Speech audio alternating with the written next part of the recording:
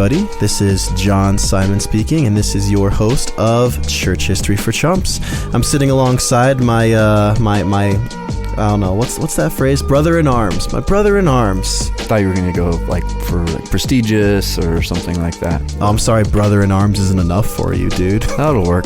Okay. I'm glad. Sorry this is Thomas Duell. No, thanks. I'll be brother in arms with you any day, John. Thanks, man. Yeah, just nothing Speaking prestigious. of prestigious, though. That's really, I was saving the prestige for our real guest here. That's right. And this is Mr. Tom Askew. Yes. And I'll tell you guys, you probably already read the topic today, but we're going to be talking about Anne Askew, and that last name is no coincidence. This man is a living relative of Anne Askew, who's an English writer, poet, and preacher. He was condemned as a heretic in the 16th century. So Tom, well, actually, here, Thomas, you and Tom go way back. So why don't you tell us a little bit about our guest here today? Sure. Yeah. You know, it's funny. I probably have known you for almost 20 years, technically. Tom was my headmaster when I was in school in my fourth grade year. And then around the time that I became an adult, he became a mentor of mine. And I've sat at hundreds of tables now with Tom and other men that he surrounds himself with that have just poured into my life a lot. And Tom has a long history, particularly in Arizona, as a educator, in particular leading and spearheading a lot of Christian education movements and new schools and reviving old schools. So that's kind of his career. But if you sit with him, he's absolutely full of stories. And I joke with him, well, you might know someone like this. If you've never met Tom, maybe you know someone else like this who has so many different stories from their life that you get the impression that they've been around for a couple centuries. And I say that in love. You have a lot of experience and stories, and this is just one of them that we get to hear today. And you're a dear friend of mine, and I'm really grateful that you accepted the invitation to come on the podcast, Tom. Thank you. Thank you. I'm honored to be here. Yeah. I tell people, if you live long enough, you have stories. Well, there you go. Well, you've made it. You've made it to the point of having some good stories. So, Tom and Thomas have been kind of chatting about this for a while. And honestly, I'll be honest. I'll admit my ignorance here. When Thomas told me, oh well, Tom is actually related to Anne Askew, I was like, whoa. Who is that? And I actually just looked her up, and I realized she's got a Wikipedia page and everything. This is not some heretic scrub. Or, I'm sorry, she wasn't a heretic. She was burned as a heretic, but we all know that's not exactly reliable. Yeah. A lot of good people burned as heretics. So anyways, Tom, I would love to have you just kind of introduce your great aunt's grandmother. Where's she 11 fit? times great aunt. Holy smokes. Wow. Yeah. That's great. Well, fill us in. Tell us the story. Well, thank you. Thomas kindly said that I should give a little bit of my bio, and I'll just say I'm originally from Georgia, and there's a town in Georgia called Newnan where my dad came from, and since I mentioned my genealogy, she goes back 15 generations, but that makes her the 13th great aunt. It's complicated. And the first three in my line, going backwards, are all from a town called Newnan, Georgia. And there aren't a lot of Askews in Georgia when I was growing up. And if I ever met one, which was rare, we figured we might be related. And if we asked questions long enough, one of us went back to Newnan, so I jokingly tell people it's the ancestral home of American Askews. Okay. And one time, a person that had heard me say that was from here in Tucson, John O'Hare. And one of his sons, adult sons, ended up living in Newnan, Georgia. And when he went to see him one time, there was a friend of his passed away, and they went to the memorial service in the only cemetery in Newnan, Georgia. And John came back and said, I thought you were making all that up. But there's a whole section of the cemetery that's just Askews. Wow. Holy smokes. I said, told you. Nice. So I didn't know many other Askews growing up, but I knew enough. My parents didn't like to talk about history or genealogy or anything, but they vaguely knew that we were from England, that the name came from England. And then as an adult, you get more curious about those things. And so I read a little here and there until Ancestry.com came out. And then I did the whole genealogical search and found out that a John Askew in the 14th century was given a grant of land by the king, and it became the village of Askew, which is Anglo-Saxon for Oakwood. Really? Yeah, so Askew became Askew. I'm going to start calling you Oakwood. Which is Oakwood. Ooh. That's a great... That's actually good, because the oak, the protective oak, defending the young saplings. That's kind of like your guys' little dynamic here. Yeah. So, yeah. Oakwood. Yeah, change his image in your phone to a big old oak tree. Yes. And then when I finally found a coat of arms, not surprisingly, it has an oak tree on it. Oh, that's cool. Nice. Yeah. I have to, I'm gonna, while you talk, I'm gonna try to find that coat of arms. Okay, it also has donkeys, so don't call me an ass. He's like, I was hoping if I told you about it, you wouldn't have to look it up and see the donkeys too. But that's awesome. So when people find out there are donkeys on my coat of arms, they say, "Oh, I get it. Askew." Yeah. Do you know the story behind the donkeys on the coat of arms, like their significance? I can't remember. Yeah, I've read it somewhere. Yeah. I found them. There they are. They're strong donkeys. They look strong. Okay. Yeah. No wimpy looking donkeys. Yeah. So I didn't know anything of the existence of Anne Askew or any other historic Askew, figuring we were just odd people that got here from England, and some of them settled in the South. And but when I was in high school, I remember seeing in the library one time a copy of Fox's Book of Martyrs, and I thumbed through it and I thought, well, it might be interesting to read someday, and put it back on the shelf. Sure. And then fast forward, many years later, I was working for the Army in Germany, and we had a coffee house. This is during the Jesus movement, and coffee houses were the ways that you met people. And we had a bookcase in it, and guys, as guys were becoming Christians, they would go down to the nearest English language Christian bookstore, which was in Heidelberg, and to buy a Bible, of course. Yeah. But they would buy other books and start bringing them back. And pretty soon, our bookcase in the coffee house was full of interesting books. And one day, there was a copy of Fox's Book of Martyrs on the shelf. And one day, a guy came to me and said, "Did you know there was a martyr named Askew?" And I said, "Oh, good. Who was he?" Not a he. And he proceeded to show me. And so that piqued my curiosity, and I read a little bit of it, but it was long and dense prose at the time, and so I didn't get fully engaged in it. I had too many other things on my list of things to do.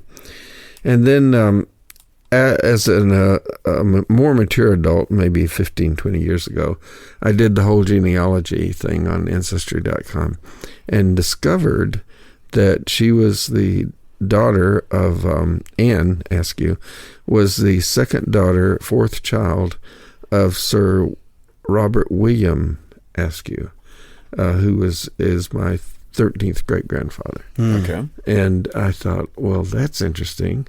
I guess she's the same one that was in Fox's Book of Martyrs. And so then I began doing more research. And here's her story. Okay. You ready? I can't wait. Okay. Well, you may remember enough English history to know that Henry VIII was the dude that had too many wives, right? Yeah. I believe he was the original Pope of the Anglican Church. Ooh, don't let him hear you say that. Yeah. I don't think where I'm going I'll be seeing him anywhere. Oh, okay. So, I'm sorry. I just came out so hot against Henry like that. Oops. So, in a nutshell, he became king in 1485 and lasted 23 years. Sorry, 1509. That was his dad. 1485. He reigned from 1509 to 1547, 37 years, and collected wives. Now his his first wife, Catherine of Aragon, actually made it 20-something years as his wife. I'm trying to do the math real quickly. 24 years. Pretty good record. That's not bad. Yeah, that's not bad. The other 5 were less than 10 years altogether. Yeah. But the first, And the spiel with him, and I'm just trying to, for my own memory's sake, he was looking for a son, right? Was that the reason for these? And so both of his first 2 wives had daughters. Right. Yeah. Right. You're exactly right. Okay. You understand the law of primogeniture. It means the firstborn son gets the crown. Right. Okay. So the first 2, he eventually had the first marriage annulled because all that Catherine of Aragon could give him was a daughter, who, by the way, went on to become Queen Mary II.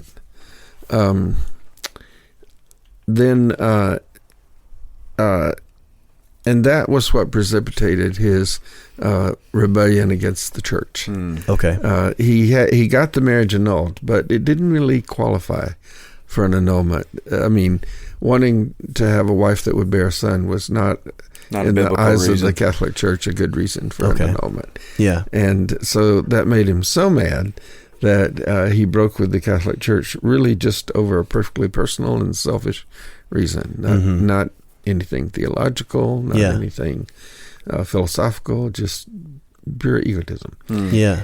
And that comes into the story of Anne in a few minutes too, because he did not understand why his 6th wife, Catherine Parr, he liked Catherines, by the way. 3 of his wives were named Catherine. It's a beautiful name. Isn't it great? Yeah, I get it. He's got a soft spot for Cathy's. So by the time wife number 6 came along, who was Catherine Parr, even though I've done a lot of reading now, I didn't immediately, but I've gone back and done a lot of reading on why Anne Askew became not just Protestant, but Reformed. Sure. She was the whole deal. And could quote the reformers, both Luther and Calvin. Knox came along later. And she wasn't just following his lead, becoming a non-Catholic on her own, but history is kind of silent on who were the ones who led Anne Askew to the Reformed faith. But unlike a lot of people, a lot of women, her gender, and a lot of people in England, she was actually born into privilege. Remember, her husband was Sir Robert William, and he was Chief Lord Justice of Yorkshire, where they were from. And so she was educated by tutors. She never went to school, and read voluminously. And he happened to have a large library. So she was largely self-educated, but that gave her enough position that she had class mobility and could kind of make friends with anybody she wanted to.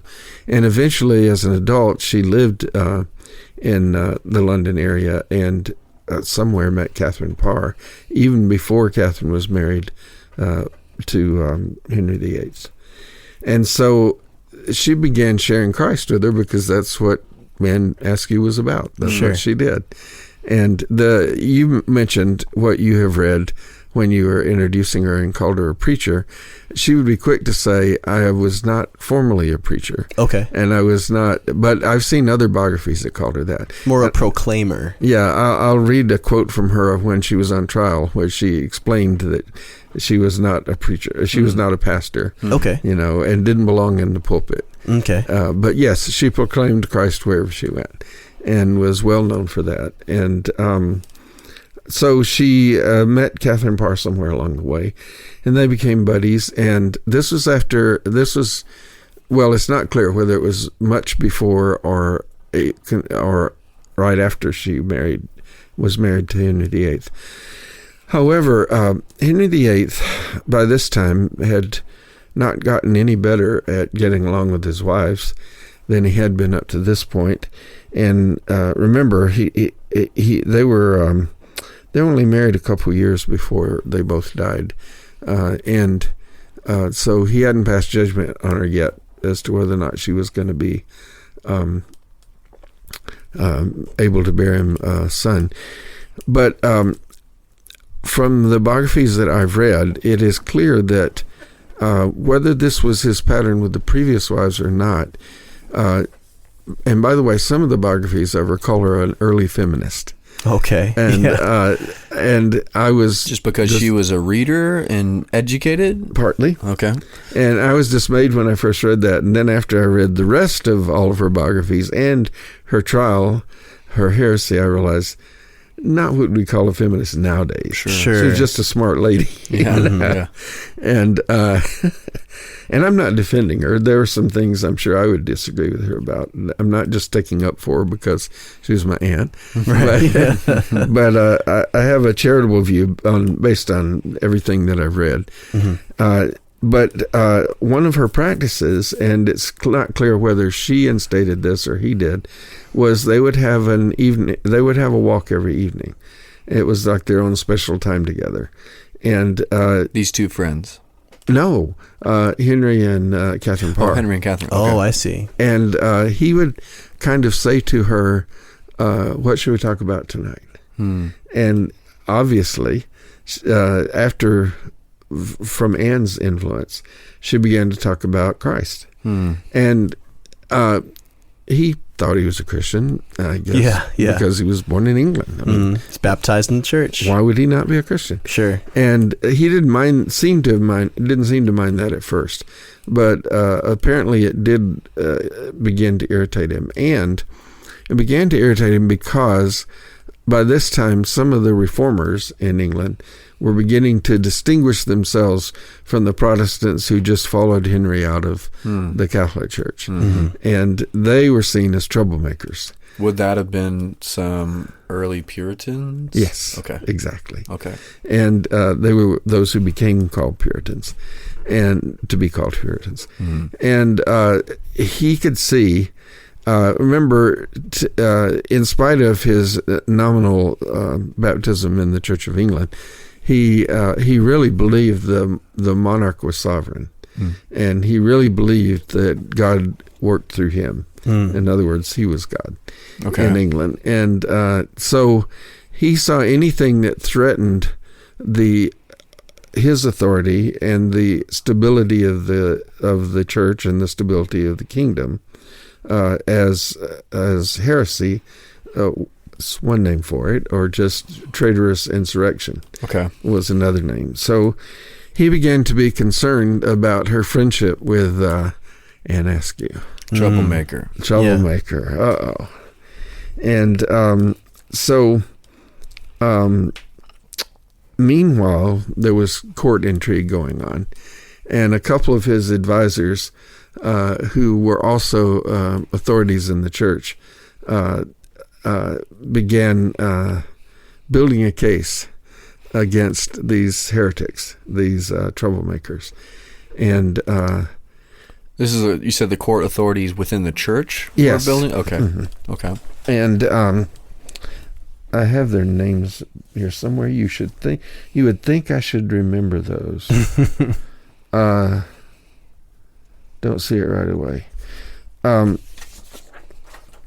Anyway, they here they are. Thomas Rosalie, Richard Rich, Edmund Bonner, and Thomas Howard. Okay. And yes, they were authorities two of them were authorities in the Church of England, and two of them were authorities in the court. Okay.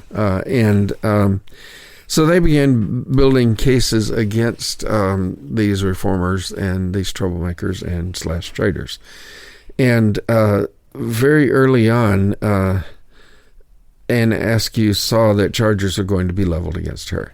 And she sort of warned Catherine about this and charitably said, I think Well, she found out that Catherine had appealed to Henry VIII once and said, I think the zealous churchmen are going after my friend Anne, and she's a very good person, and perhaps she would influence them not to do that. And at that point, I think Catherine felt secure enough in her relationship that she could ask things like that of him. Later on, their relationship did become more troubled, and he felt that she was questioning his authority. But apparently, she did quit. She did back down and quit troubling him about Anne. But by that time, the die was cast, and he had pulled his hands back. And so the churchmen proceeded forward with their case against Anne. Was Catherine Parr, how did her relationship with Henry end? Was she executed, or? Their marriage was annulled, like all the others. But actually, she, I've got it here, their marriage was annulled in 1547, not long after Anne's martyrdom. Okay. And then, but it was just a couple months before he died. Oh, okay. And he had. So she was the last. She was the last wife. Yeah. Okay. And so, and I think he hoped that he was going to get another one since he wasn't satisfied with her. But he died shortly afterwards, and I can't remember the physical complications that he had. But so, what was Anne's like? Clearly Anne was in the mix with some of these troubling Protestants. Like, what was she?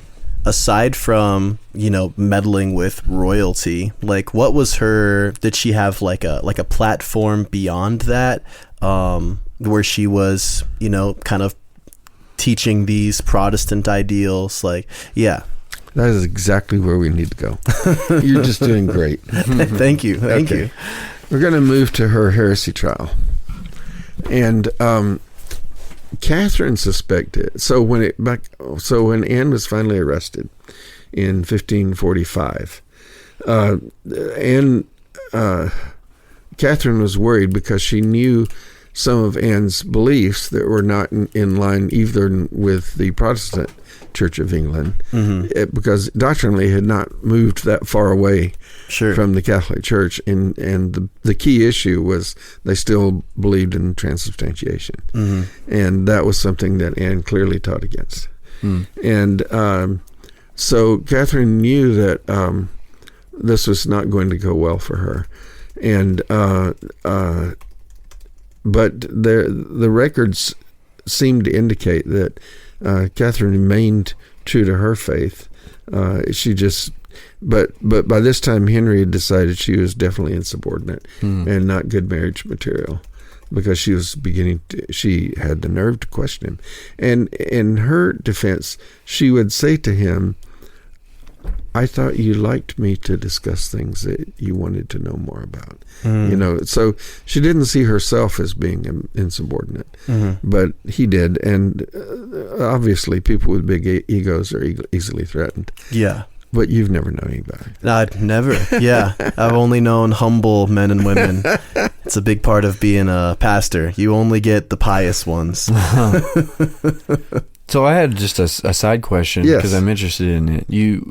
You alluded or said that the early Anglican Church believed in transubstantiation. Okay. I don't think that's the current position exactly. Do you know any of the history on that? I have read the 39 articles of the Anglican Communion, and depends on how you interpret them. Sure. Okay. Yeah, there's wiggle room there. I know historically that in, say, the 1930s, there was a clear split in England between high church and low church. And so high church are sometimes called Anglo-Catholics, and they clearly believe in transubstantiation. And then low church are more evangelical. Okay. Fascinating. I didn't realize that. The Anglican Church is such an interesting part of the Reformation story, because it wasn't exactly part of the Reformation in the way that we often think of the Reformation, but obviously ended up being highly influenced by that movement. And if Anne had lived long enough to the age of Knox and the Puritans, she would have been a Presbyterian. Absolutely. Yeah. Okay. Or at least a Puritan. Sure. But she didn't make it that far. Okay. Yeah, the influence, us probably getting us into a little bit of a... But the influence of the Anglicans is always so interesting to me, because then you end up with like the English Civil War, where you have like the Presbyterian leaning Protestants who are really uncomfortable with the Anglican Protestants because they look too Catholic. Yeah. Like, yeah, I don't know. That doesn't happen really anywhere else in Europe, but England is kind of its own interesting bubble. Time out. Uh-oh. Since you mentioned it, it's your fault. It's all your fault. I think Thomas knows this, but you might not. Guess what I teach in adult education at my church? I have no idea. Church history. This is why you're here. And see, I'm so I stepped on a button right now. Yes. Okay. I'm angling for another invitation back. But guess what we just studied last week? What's that? It was we're in the 19th century now in America, and it was the growing conflict between old school and new school Presbyterians. The new school people thought Finney was okay and revivalism was okay, and the old school said, but what about our doctrines, and what about the catechism? All right. So you said the 19th century? Yeah. Okay. I'm aware of 20th century Presbyterian controversies. That's coming up 2 lessons from all right. Well, yeah. Maybe we Are these do need to have open church history classes? Can anybody just show up? Yes. Rincon Mountain Look at that. Presbyterian Church. That's where it is? Yeah. Mm-hmm. I didn't know you were one with the cruisers, with Phil Cruz. Yes, I'm a cruiser. Look at that. Yep. Wow. Yep. Hey, this is too region specific. We apologize, guys. We're gonna get right back on Well, if top. you live in Tucson, then now you know where to find Tom. Right, that's true. That's true. Hopefully that's not a safety compromise thing. Not hiding. Don't come out if you're a weirdo. Not hiding, and we have very good security team at our church. Oh, that's good. That's good. All right. We don't have any weirdos to listen to our podcast. Of course not. There's no such thing as a weirdo. Everyone's cool. All right, let's get back on topic here. Well, prior to her trial, so she's arrested the first time in March of 1545. They didn't do a good job of building the case against her at that point. So they decided to let her go and collect more data. Well, she just kept doing what she did, and that gave them plenty of time to store up more data against her. But actually, by the time the actual trial came about in May of 46, the following year, so much of what they tried her with was hearsay. Okay. And she was, now this is why some people nowadays look back, retroactively look back at her and say she was an early feminist. Sure. But she saw herself as a plain speaking person. You know, I just have to say what's true. I'm not trying to be contentious or rebellious, but I can't assent to things that are not really true. So was the hearsay along theological lines, or was it delving into other areas of life? No, it was just theological. Okay. Yeah, but I'll give some They examples. weren't saying she was a witch or a harlot or anything like that. Okay, all right. That would have been in Europe probably. That would be in Germany and later in Salem, Massachusetts. Yeah. Which we have a podcast on that, Salem Witch Trial. I bet you do. Yeah. Oh, that was a fun one. You guys are great. I'll stop. No, you're good. So when she was arrested the second time, and this is documented in several different sources. Allegedly, they had collected enough reputed statements that she had said that are heretical. Although in the trial, as I'll read a couple of examples in a few minutes, she just speaks right out and said, "I never said that." Okay. On some of these accusations, but the real reason was that the people in the court and those 4 men whose names I read, the churchmen and the courtiers, were afraid that her influence on Catherine Parr and other noble women was going to make them heretics or traitors, rebellious, independent thinkers. Yeah. So it's kind of like stop her before it goes any farther. Kind Exactly. Of thing. And you can talk to the peasants all you want, but when your influence gets to the nobles, we're going to stamp this out, right? You figured that out. and even more threatening. So one of the reasons she was arrested the second time, the surface accusation, which is always not always the real motive, was heresy. We got the goods on her now, but the real thing was they wanted her to give up the names of the people that were secret converts.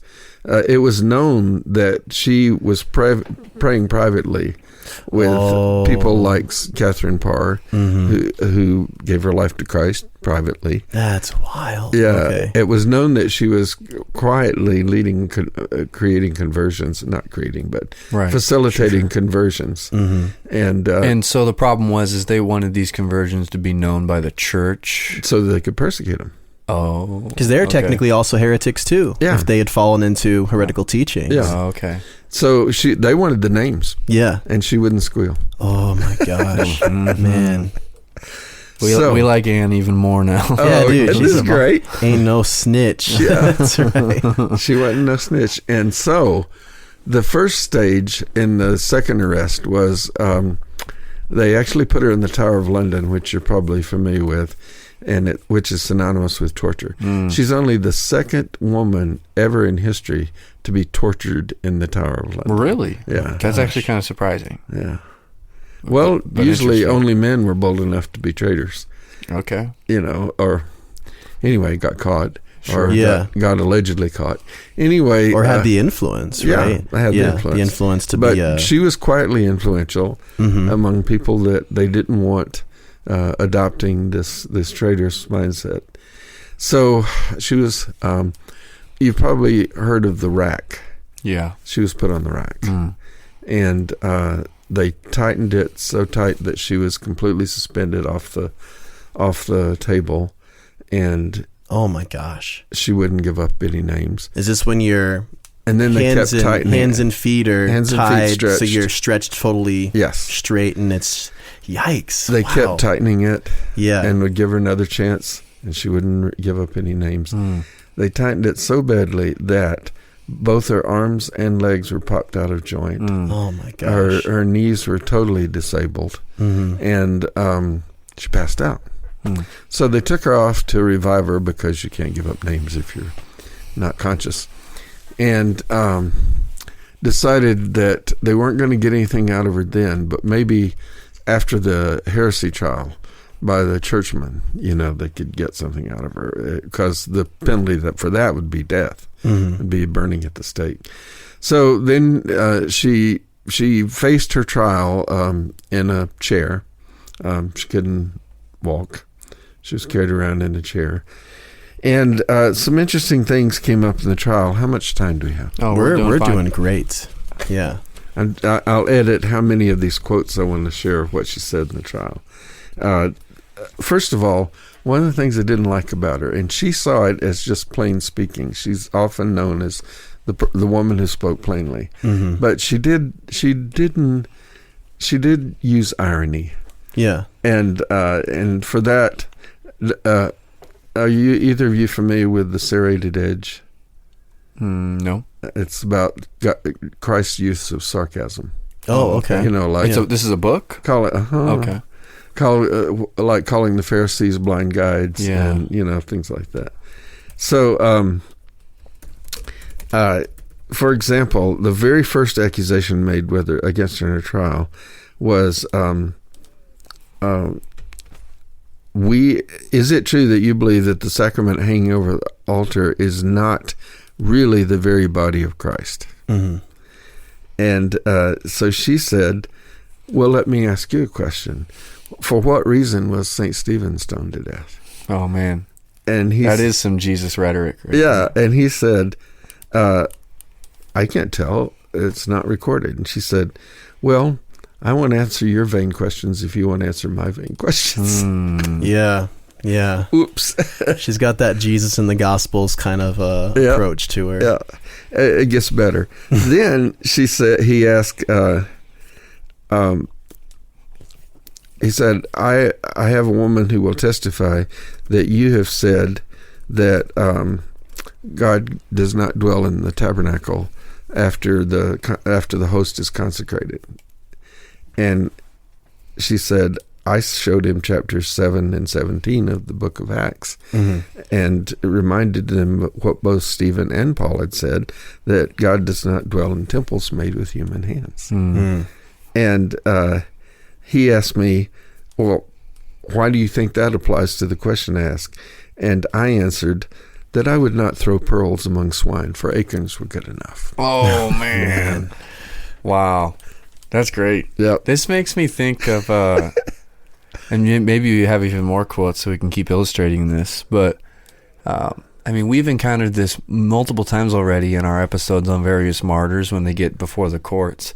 They just say the most astonishing things in front of the magistrates, and it really, I think, is illustrating Jesus's promise in Luke 12 that the Holy Spirit will bring to your mind what you need to say when you're put on trial. Amen. Yeah, Exactly. I think we're exactly. seeing that here with Anne. Yeah. That's great.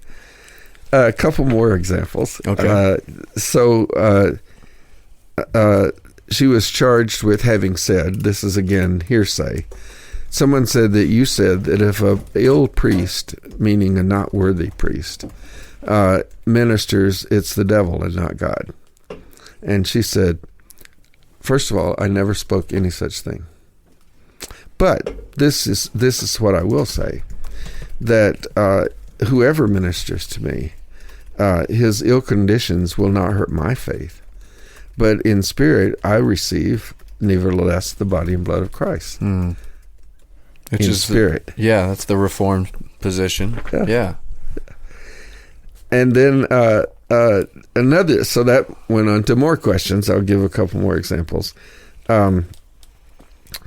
We have heard that you don't believe in confession, meaning priestly absolution.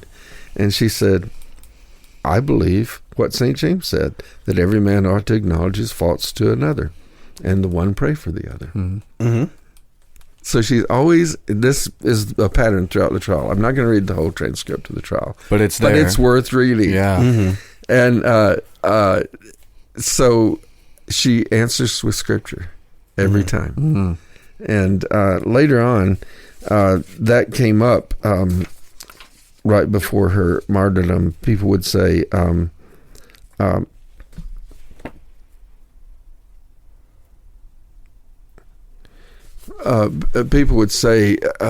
why do you speak so disrespectfully? And she said, I have committed myself to only speaking what the scripture says. Mm-hmm. And that's my source of truth, not man, not churchmen. Man. Yeah. That is so interesting to me, because that, it's like, that is like, as Protestants who have been living in our tradition for a few hundred years, that sounds like so bold and refreshing, which I love. But it's also like, it feels like, I don't want to say she's a product of her times, but that's such a Protestant-y thing, like such a new Protestant, because we did our episode on John Wycliffe a couple months ago, and it was such the same idea. Like, him and the Lollards were just like really kind of appalled with the way that the church, specifically the church in England, but really the whole Catholic Church, had adopted so many of these measures. And a lot of it was even beyond the theology, it was the political intertanglings also. And they're just like, we can't ride with this anymore. Like, you guys have departed from the Bible, and we've decided that if we want to understand what God's will is for his church, we should keep the Bible central. And that was like super revolutionary, but she's speaking about it like, yeah, this is just common sense. And 2 points for the Protestants, man. Take that. Well, and for the reformers. Absolutely. She would openly say, I'm reformed. Yeah. Well, it's another thing that's striking me, I think, because we live in a culture that has seen women's voices be elevated in many ways. Maybe it doesn't sound super striking to hear a woman speaking with this level of education in a trial. We recently did an episode on the Gutenberg press and the influence that had, and I'm suspecting that this had to have been probably blowing these prosecutors out of the water. Not only her understanding of the word, but just in general her education level. It sounds like she had gotten her hands on so much material. It was very unusual for that time. She was probably way sharper than they expected. Yeah. That's great. Mm-hmm. Yeah. Okay, I have to give 2 more examples. Okay. Give it. Okay. She was asked, someone has told us that you have said that if the consecrated host should fall on the floor and a mouse ate it, that you won't answer the question of whether the mouse has God in him or not. Mm-hmm. And she said, seeing that you have taken the pains to ask the question, I desire you also to ask it of yourself. For if I won't answer it, because I perceive you come in to tempt me, you should answer it. So she didn't. And the next question was said, we've also been told that you don't intend to receive the sacrament at Easter. Is that true or not? And she said, if I weren't to receive the sacrament, I wouldn't be a Christian woman. Of course I would receive the sacrament. Yeah. Wow. It's interesting to see how distorted some of these accusations are. Like, it's not just like you... Like, it'd be one thing to say, you're a Protestant, so this is what you believe about X, Y, and Z. But they're blatantly like, you don't believe in confession, you don't believe in the Eucharist, you don't believe in the value of this. Like, they're trying to portray her as much worse than just a Protestant. Yeah. And at that time, that was a serious enough charge. Sure. Well, and we need to remember these were Church of England prosecutors, right? Yes. Yeah. Yeah. This is opening up a dimension of church history that I wasn't aware of. But the Church of England had only recently broken off from the Catholic Church, so they were still functionally Catholic, right? Exactly. Because you're absolutely right. When I think Church of England, I immediately think Anglican, but you couldn't really call this church Anglican yet. Right. That's true. It didn't become... Well, the 39 articles were written in the 19th century. Sure. Yeah. This is prior to Cranmer and all that. Mm-hmm. Yeah. Yeah, just before Cranmer and Ridley. Okay. Yeah. This might be too obscure of a question, but I know that in the Anglican Church, the Archbishop of Canterbury is typically the head honcho. But since King Henry VIII was the one who had caused the separation, did the Archbishop have that role of significance yet, or? I can't remember the exact quote, so I hate to go on record with this. But there was some time I know when Henry said something to the effect that I'm the Archbishop of Canterbury. Gotcha. Yeah. Okay. Yeah. So this was the Dark Ages for the Anglican Church because they didn't have any formal leadership. Yeah. Man, this is really interesting. Boy. And he's going to die 2 months after Anne's martyrdom, right? Right. He didn't know he was that ill. Yeah. Boy. Well, Henry really did not have a happy ending, did he? His downfall was like a Disney villain. It's steeped in evil and then dies before he gets what he wants. Strive all of his life, had all the power that a human could have, didn't get what he wanted, and then he died. Yeah. Yeah. That'll preach. Speaking of that, I have to tell you, 2 last stories if you have time. Yep. Sure. The first is they sent one of their toady priests to preach to... She was... so when she was finally martyred, it was in July of that same year, 1546.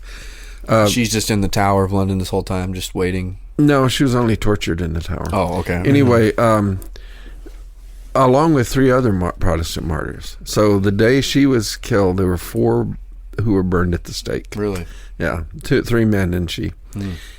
But she was so disabled she had to be carried to the stake. Oh yeah. In her in a chair because of the rack. Yeah, and then they propped her up against the stake and put chains all around her to hold her upright. Wow. For the burning.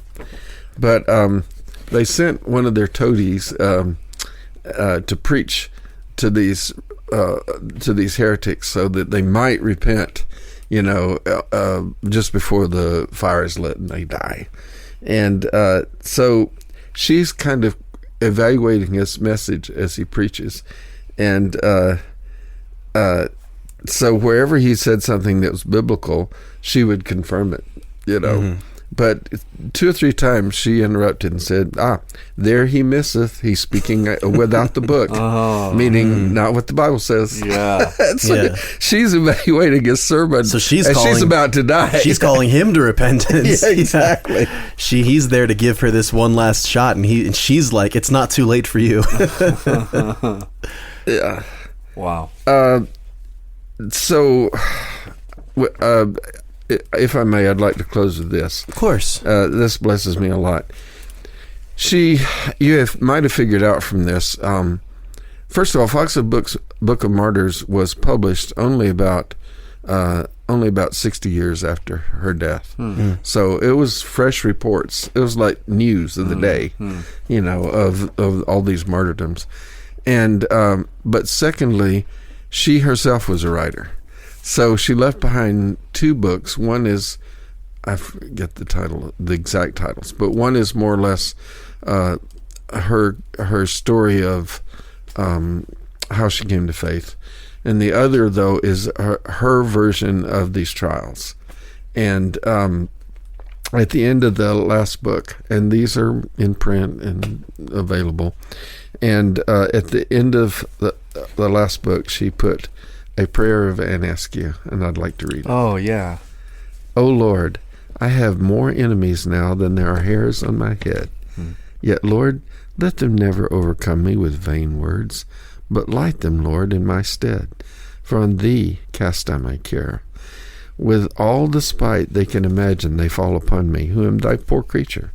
Yet, sweet Lord, let me not set by them that are against me, for in thee is my whole delight. And Lord, I heartily desire of thee that thou wilt of thy most merciful goodness forgive them that violence which they do and have done unto me. Open also upon their blind hearts, that they may hereafter do that thing in thy sight which is only acceptable before thee, and to set forth thy verity aright, without all vain fantasies of sinful men. So be it, O Lord, so be it. By me, Anne Askew. Wow. Amen. That is nothing short than a 16th century Christological psalm. Yeah. Yeah. Yeah. It does remind you of David, doesn't it? It does, yeah. Yeah. That's beautiful. When I was in graduate school at the University of Arizona, it occurred to me one day, while I was over in the Rare Books collection? Where? At There's the U of A? There's a Rare Books room. And it occurred to me to ask. Somebody had told me, I think they have an original first edition of the Fox's Book of Martyrs. Oh, wow. And so I went and asked, and they said, okay, you have to write out this request, then you have to put on gloves, and you can only touch it with supervision. Mm-hmm. And I said, okay. But I said, can I make a photocopy of something in it? And they said, yes, we'll do it. You show us what you want. Wow. And this is the wood print of Anne Askew's martyrdom. My goodness. Wow.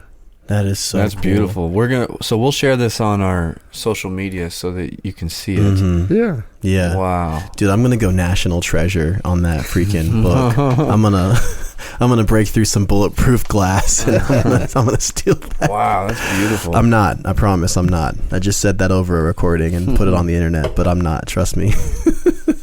Oh, wow, you can see. I didn't hear a thing. All of the martyrs here. You guys are great. Wow. All right. Well, Tom, thank you so much for joining us. Yeah, I love that there was. I love that this story had so much beauty to it, but it's even cooler that it has such a personal, familial touch to you. And I thought you told the story really well, and it was really great to listen to. So thank you for joining us. If you don't mind, I'll put in a plug for your listeners. If any of you would like your children to read stories of this time in history, the book is called Courage and Conviction, Chronicles of the Reformation Church. Oh, wow. And it's by Mindy and Brandon Withrow. Okay.